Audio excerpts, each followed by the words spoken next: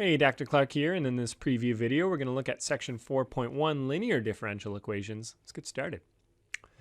So first, what is chapter 4 all about? Well, it's all about solving higher order differential equations. So when I say higher order, we've been doing first order differential equations like with y prime, but what if there's a y double prime or a y triple prime?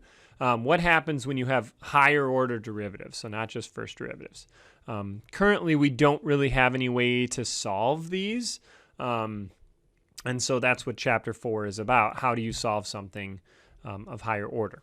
So let's take a look. In general, for today, we're looking at linear differential equations. So this is, this looks like a mess, but what this is a first or a nth order linear differential equation. So first, what I mean by nth order is there's the n derivative here, all the way down to the first derivative, all the way down to the function. So if it was a third order, then this would be 3 derivative, 2 derivative, first derivative, and then the function.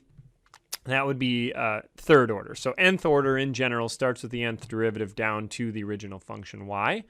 The fact that it's linear means that each one of those derivatives is by itself. Okay, so you're never multiplying the first derivative times the function or anything like that. It's just the function, the first derivative, on up to the nth derivative.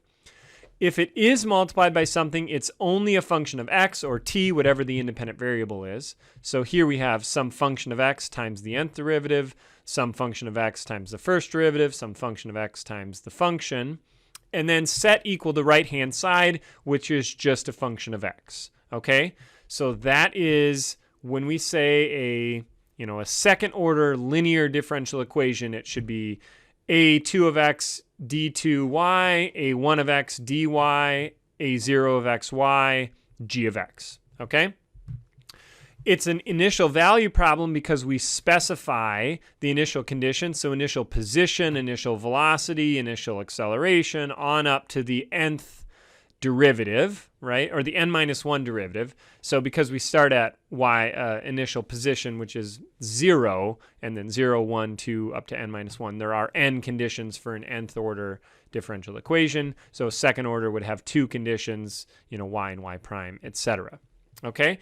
Now let's look at right-hand side. You could have a function there, the g of x, or it could be 0. If it's 0, we call it homogeneous. Otherwise, we call it non-homogeneous. Okay, so that's what those words mean.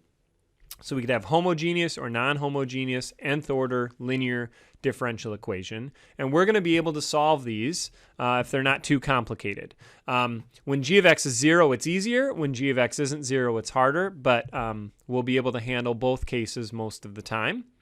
And one of the things I want to just mention here in the modeling cases, this is often called the forcing term.